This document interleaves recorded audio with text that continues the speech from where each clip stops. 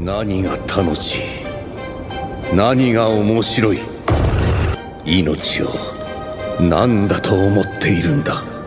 どうしてわからない。どうして忘れる。細胞の記憶。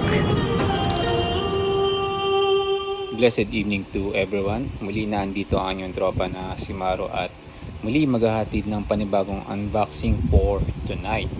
So ayun nga, nasa ano pa rin tayo, nasa resin series unboxing pa rin tayo at kasalukuyan muna nag-vacation ako dito sa Pinas, yun nga para i-share sa inyo yung mga nakulit ko na resin figures nito mga recent years. So ito nga, sa title pa lang, yung collection ko bali na Hashira line series ng Nendoroid.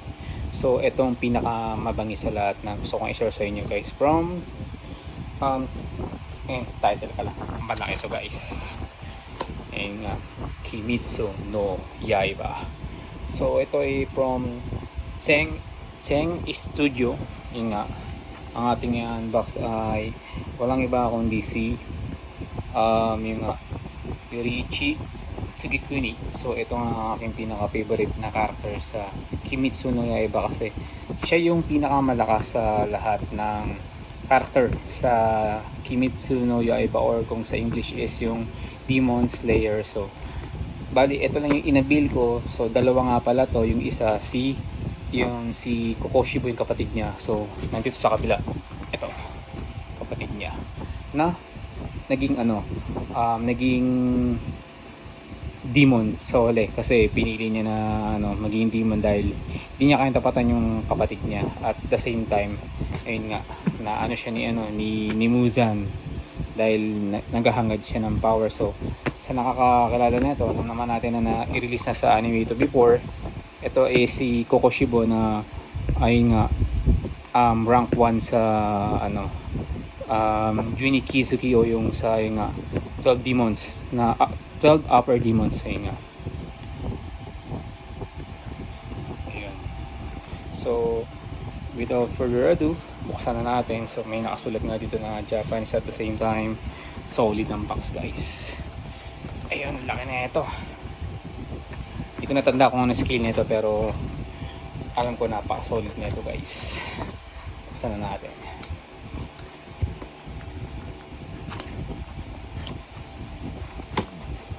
Ayun, grabe. Sa loob yung matic pag resin figure siya. Styrofoam mating naka-belt para hindi maghiwa-hiwalay. So kunin na natin. Patayin na naman ito. Medyo heavy siya na konti. Ayan, nakuha na natin. Lagyan natin sa litong box.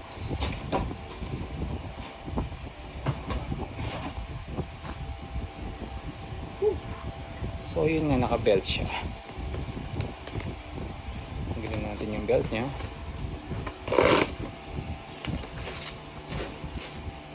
At meron din siyang masking tape na naka-guard para ayun, kasi nga naka per layer yung bawat parts. So ayun, unang bumungad sa atin yung yung kanyang flame aura. Actually sa to ang niya kasi guys is siya nag-iisang sun breathing, o yung sa Japanese is yung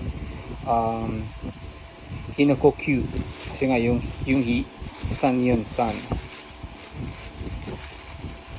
Hinokokyu. Sobrang angas na ito. Flame pa lang to, flame aura pa lang to. Kunting lang, basag. Hindi man siya typically 100% glass, pero kitang-kita niya naman kung gaano kalupit to. Sana pali makita dyan. Tabi muna natin to. Ayun nga, ano ba naman ito? Yan, yung arm niya. Arm ni Yoriichi.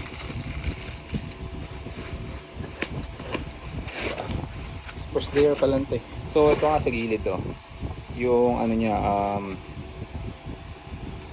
authentication na legit siya. So ang nakuha ko palang control number is ayun nga, 099 over 188. So out of 188 na release tong ano na to, resin, ang nakuha ko is yung number 99.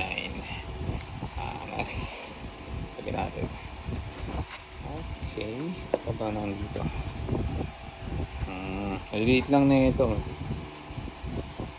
Siguro sa part ng ano to, part ng weapon.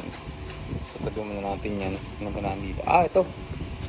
Yung ano, yung sa ano niya, sa head part, yung hair niya.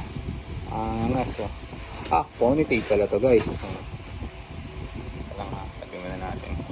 Dami-dami to eh. And then meron dito, ayun, lumitaw na rin yung ano, yung sa pinaka body figure niya itself. Lalay lang. Grabe. Kahit mainit dito sa Pinas ngayon, nag-iinit naman yung damdamin ko na may unbox to dahil favorite na character ko to eh. So yun nga, yung body niya.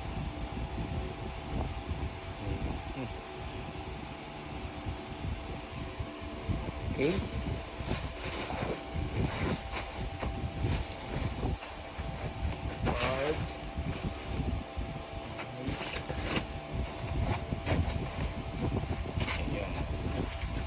So next layer sa ilalim eh. Ayun. Yung top sa gilid.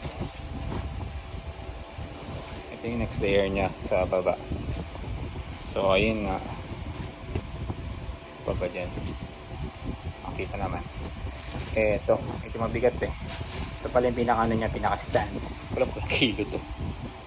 Ayun no. So ayun nga, from Cheng Studio. Ayan, Tsugikuni Yoriichi. So ayun siya. Medyo solid to, solid siya. Parang ano eh, parang may pagka marmol or ano yung stone brick.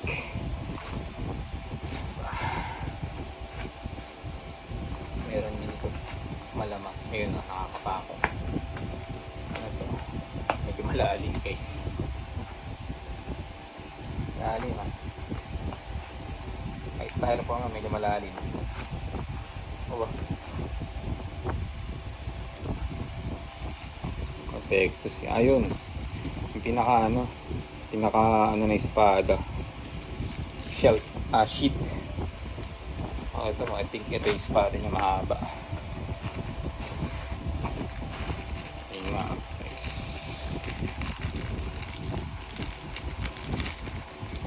Pinaka cover ng katana. So ito nga yung pinaka ano nyo, katana blade nya, crimson red. Grabe, ito yung ano eh, ito yung naglagay sa tawag dito, kapahamakan kay Muzan eh. Kaya kinatatakutan niya to si ano eh, si Yoriichi. And then ito na, ito yung pinaka head pass niya, pinaka head part, head mismo. Ayun no, angas. Kita na agad yung ano, yung mark sa mukha niya, resemblance na ano. Ayun nga, nag-activate na ano, overpowered niya yung character yung nag-appear na yung mark na yan. Pero sa mga nakakalam din, kasi nga pag nag-appear to, so parang limitado na lang yung remaining lives na pag nag-appear to sa mukha. Yun sa pagkakaalam ko lang din eh.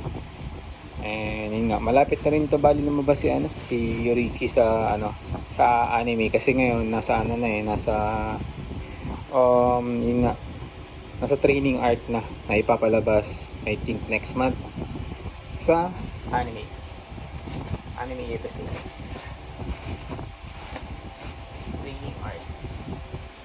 Okay, ito pa yung remaining na flame aura niya. Kapitan na natin later. Angas.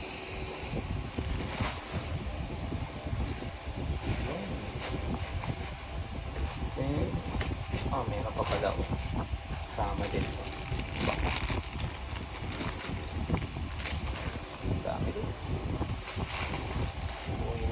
guys. Naman nakalimutan na. Sabi na natin ito. Biga din siya eh. Bali ano na lang, kukunin ko yung ano. Yung meron kasi maliliit na parts dito eh. Small pieces bali. So, assemble muna natin. Ayan, saglit. Wait lang po. Init. Time to assemble. Ayun.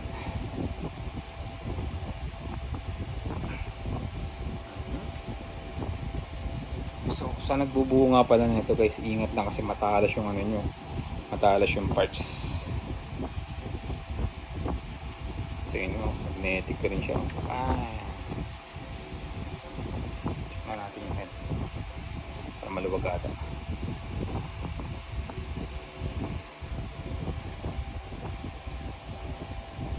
Kamay. Ayun. Suave.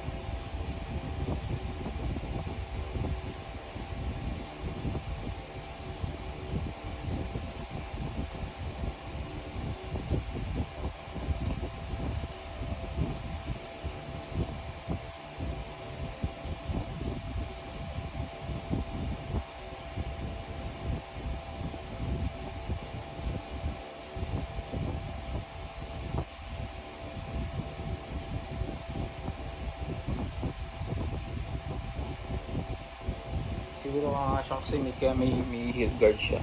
Hindi siguro kakasya pag ano. Kakasya naman. Ayun, teka lang. Nag-lock. Lock ka. Ayun, kaya pala kasi ganun yun.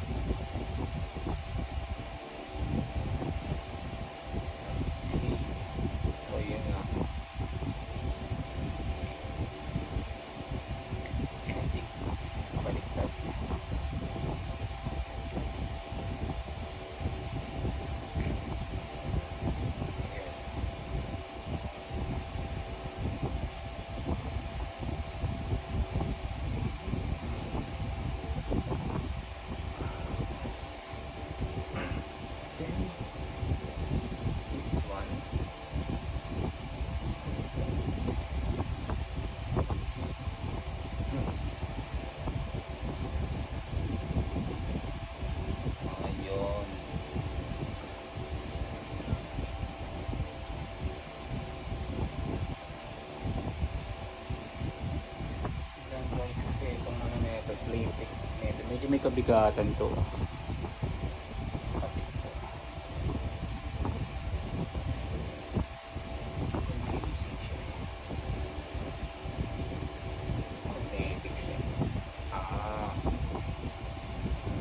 Siguro yung huli natin sa ano, si Yurichi. Sa bilet.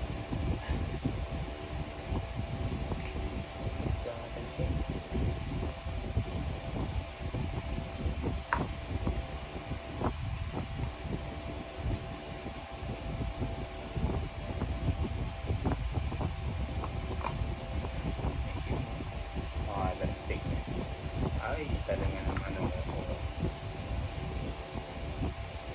Then,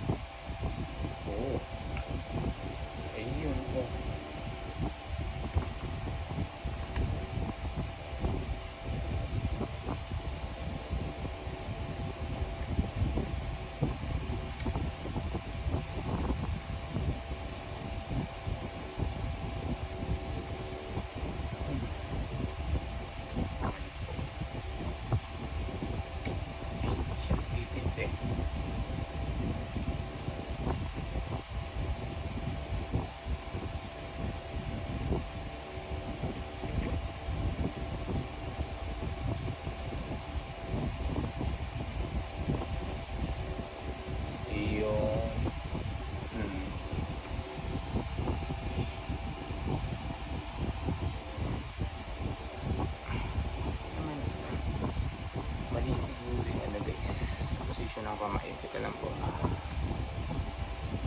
against.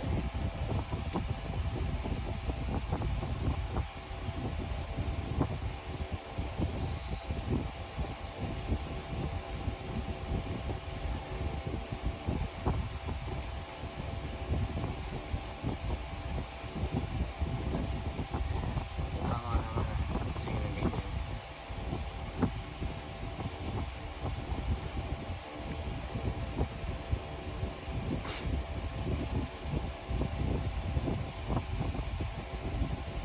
Tama guys, ano lang yung pagkakaposition ng body ng ano sa kamay, dapat pala ano, mauna mo na yung flame.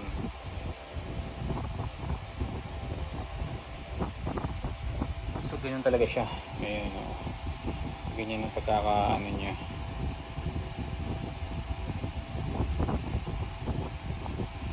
Angas guys, so ilang kasi ito wala tong light effect pero at the same time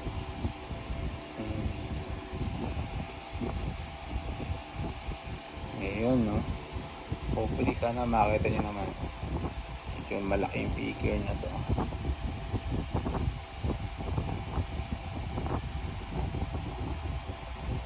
Ito sana. So, include ko na lang yung other sa ano, sa rotating kasi nga sabi ko nga, naiwan ko rin yung aking rotating stand sa Japan.